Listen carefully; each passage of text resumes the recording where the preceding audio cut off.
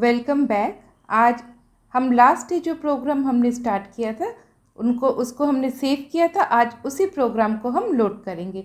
तो बेसिकली वो क्या था, चेस गेम हमने क्रिएट करना स्टार्ट किया था। तो लास्ट डे हमने जो चेस गेम क्रिएट किया था वहाँ पे हमने कुछ बातें सीखी थी, जैसे कोऑर्डिनेट्स क्या है, लेफ़्ट राइट अप डाउन। यहाँ पर हम एरो इसको यूज़ करके एक इंटरैक्टिव वे से कैट को मूव करवा रहे हैं, प्लस उसके रोटेशन स्टाइल्स। आज थोड़ा सा और ऐड करेंगे यहाँ पर कैट के लिए, वो है नेक्स्ट कॉस्ट्यूम। क्योंकि हमने देखा कैट जब मूव कर रहा है तब उसके अगर हाथ पैर भी हिले तो वो ज़्यादा विजुअली करेक्ट दिखता है। तो यहाँ पर मैंने इसके लिए नेक्स्ट कॉस्ट्यूम हर एक इफ ब्लॉक के लिए मैंने यहाँ पर यूज़ किया। अब देखिए, अब जब ये कैट मूव कर रहा है वो अपने पैरों को हाथों को हिला रहा है। तो कैट के लिए जो ये स्प्राइट 1 है, यहीं तक का इसका स्क्रिप्टिंग है। तो यहाँ पर मेनली क्या करें, ये दोनों पिक्चर्स को वो ऑल्टरनेटिवली यूज़ कर रहा है, इसीलिए हमको एक विजुअली कुछ इस तरह से दिख रहा है कि वो कैट अपने हाथ पैर हिला रहा है।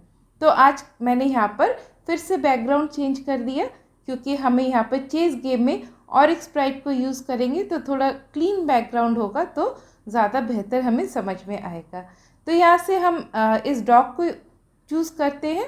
तो ये वाला जो स्प्राइट है इसको पहले थोड़ा सा हम साइज़ में स्मॉल कर लेते हैं। तो साइज़ चेंज करने के बाद ये थोड़ा सा कैट से छोटा हो गया, तो और भी बेहतर वे से दिखेगा। तो फर्स्ट हमारा जो यहाँ पर काम बनता है वो क्या है कि जिस तरह से हम स्टोरी लिखते हैं तो हमारी वैसे ही स्क्रिप्टिंग होगी।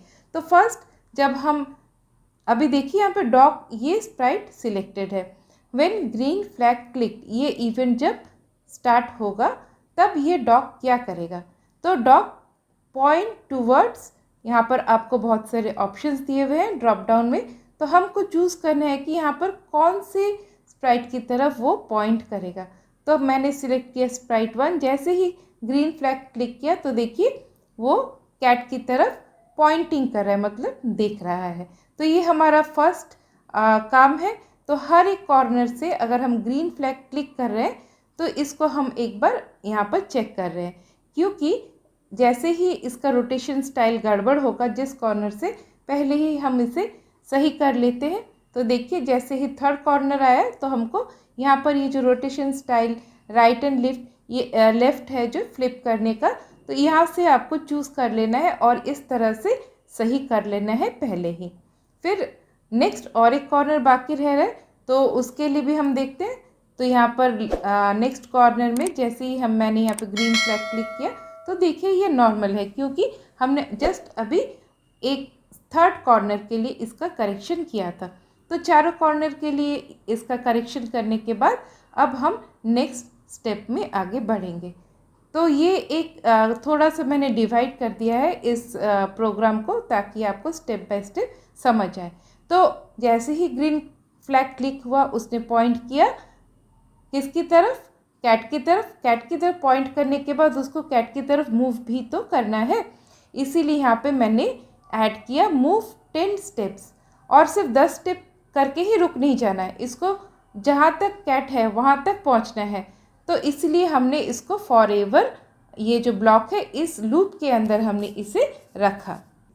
तो अब हर कॉर्नर से देखिए, जैसे ही मैंने इसको रन करवाया तो हर कॉर्नर से जैसे ही क्लिक किया जा रहा है वो पॉइंट कर रहा है कैट की तरफ और मूव कर रहा है 10 स्टेप इनटू।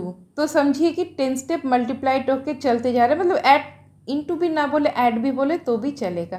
तो यहाँ पर देखिए कॉस्ट्यूम, जो यहाँ पर 3 पिक्चर्स है, तो मतलब अगर हम नेक्स्ट कॉस्ट्यूम जैसे हमने कैट के लिए यूज़ किया था वो अगर यहाँ पर ऐड करेंगे तो ये भी एक विजुअली एक अच्छा सा फील देगा कि डॉग भी अपने पैर हिलाते हुए ये कैट की तरफ कैच करने के लिए जा रहा है, क्योंकि हमारा ये कैचिंग गेम है। तो यहाँ तक सिंपल है। हमने कैट के लिए भी अपना छोटा सा स्क्रिप्ट लिख लिया, डॉग के लिए भी हमने एक छोटा सा स्क्रिप्ट लिख लिया, और जिसके लिए जो स्क्रिप्ट लिख रहे हैं वो सिलेक्टेड होना चाहिए। अब इसने तो कैट की तरफ पॉइंट किया और वो भागते हुए कैट को पकड़ने गया। अब नेक्स्ट हमारा गेम का स्टेप क्या है, अगर हम यहाँ पर कुछ पॉइंट्स ऐड कर सकें। तो यहाँ पर पॉइंट ऐड करने के लिए बहुत से डिफरेंट वेज हो सकते हैं। तो फर्स्ट वे हम एडप्ट करेंगे। तो व्हेन ग्रीन फ्लैग क्लिक्ड हम एक वेरिएबल बनाते हैं, जैसे इसको आप कुछ भी नाम रख सकते हैं। तो मैंने यहाँ पे रखा कैच, और for this Sprite only, this Sprite मतलब यहाँ पर समझा रहा है कि ये डॉग है। तो हमारे पास ये वेरिएबल रेडी हो गया। तो यहाँ पर दिखा रहा है स्क्रीन पर, जहाँ पर प्रीव्यू है। तो अगर आपको यहाँ पर स्क्रीन में ना दिखाए तो आपको यहाँ ख्याल करना है, ये जो चेक बॉक्स है ये टिक्ड होना चाहिए। अगर ये टिक नहीं है तो वहाँ पर गायब रहेगा, अगर टिक करेंगे तो वो स्क्रीन पर दिखेगा। तो ये सिंपल सा ये ध्यान रखना है। नेक्स्ट हम इस कैच वेरिएबल को यूज़ करेंगे कलेक्ट करने के लिए पॉइंट। तो हमारा स्क्रिप्ट कैसे, when green flag click set catch, मतलब जो वेरिएबल टू 0, क्योंकि स्टार्ट करना है हमें 0 से, उसके बाद 1 by 1 ये ऐड होगा। जितने बार वो कैट को कैच करेगा या फिर टच करेगा, मतलब सेंस करेगा कि उसने कैट को टच किया, उतनी बार उसके मार्क्स 1 by 1 ऐड होते जाएंगे। तो इसके लिए इफ़ टचिंग किसको, स्प्राइट 1, मतलब यहाँ पर कैट का नाम है स्प्राइट 1। आप नाम भी चेंज कर सकते हैं, तो मैंने यहाँ पर चेंज नहीं किया, इसलिए ये स्प्राइट दिखा रहा है।